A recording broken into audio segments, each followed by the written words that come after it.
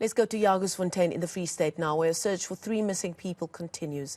Scores of houses have been destroyed in that area where the walls of a mine dam collapsed on Sunday. Government has since launched a formal inquiry, and the mining company, known as Jagersfontein Developments, say it will take responsibility. Meanwhile, cleanup and rebuilding processes have begun. And our reporter, Manqoba Mchunu, has been covering that story for us in the Free State, and he joins us live from there now. Manqoba, quite a few developments, of course, 3 missing people still to be accounted for, but indeed also people starting to just try and piece together what was left of their lives there. What can you tell us? Well, Marcel, I can tell you that it is quite a desperate situation here. We are in one of the areas that has been badly affected by this flooding. In fact, most of the houses here, Marcel, have been destroyed, some of them completely. I think I've counted more than 10 just in this particular establishment or this particular township where we are currently. I just want to ask my colleague Mbudzeni Bulaskova just to give you a picture of what is happening here in the ground. I can tell you that everything here lies in ruins.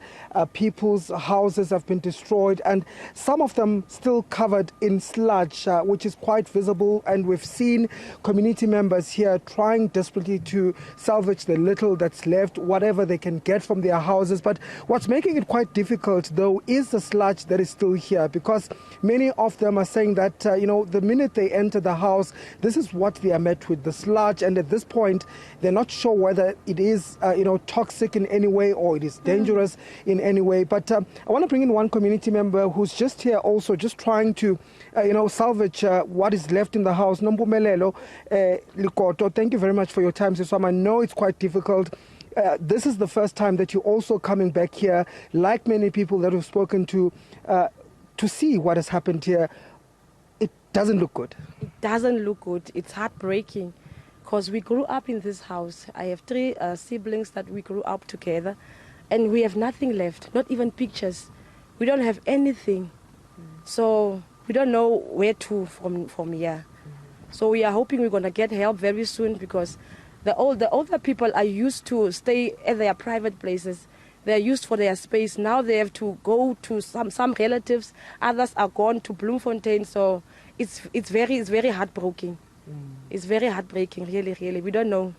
What went through your mind when you went inside for the first time to see the house? Yes, sir, I don't know. To see everything lying down on the floor, upside down.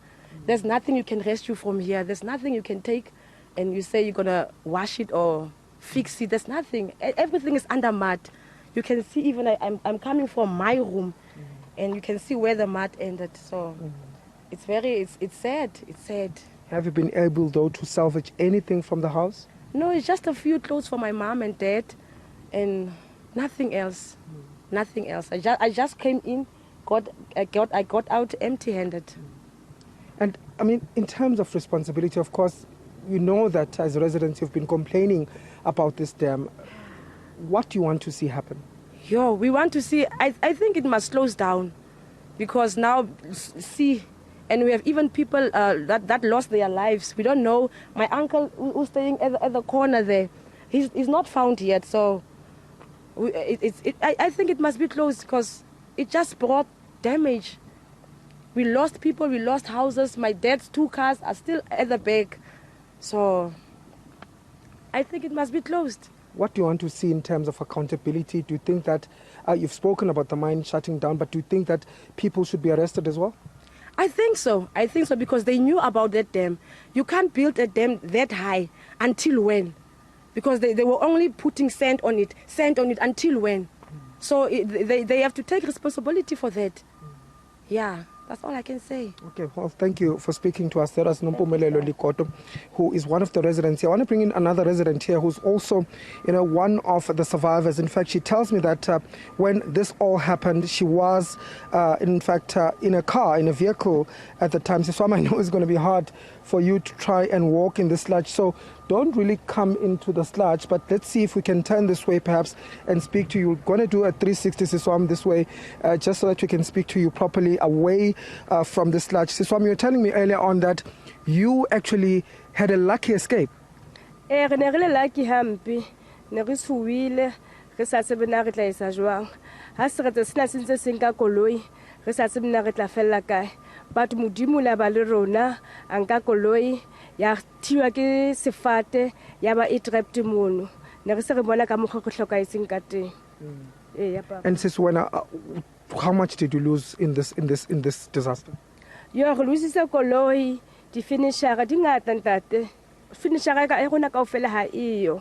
Ha ona niks re fumaneng.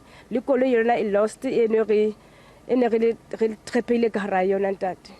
Okay. No, thank you for speaking to us. Well, the lady there, Marcel, just explaining to us that she lost everything here during this, incident. She was in a car when this all happened, and she says that she was.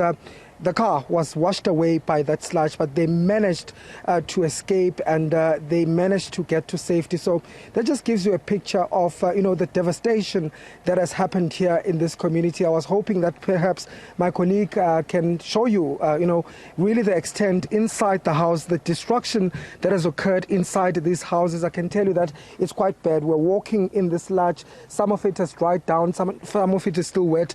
Please excuse those shaky visuals. We just want to show you, what these community members are seeing inside their houses. In fact, we know that, for days this is how things have been here, and it's quite difficult to walk here, but they have to walk here every day to try and see if they can salvage anything from their houses. We're going to go this side, Mutseni, just to show our viewers what it looks like here inside. You can see furniture has been destroyed. There is mud everywhere.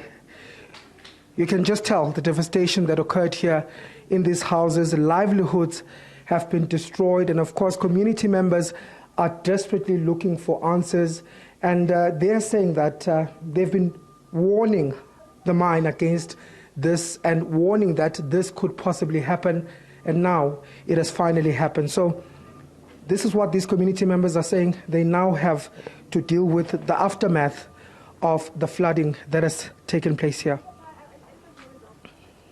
Quite a tragic scene there being painted for us by Manqoba Mchunu and his colleague, who've been covering the devastation left by that dam wall collapsing on Sunday in Jagersfontein in the Free State. We can only but imagine what those residents are going through now as they head home to their homes for the very first time, and literally start picking up what's been left behind. One woman telling Manqoba there that they've been left with nothing in a home where she and her siblings grew up.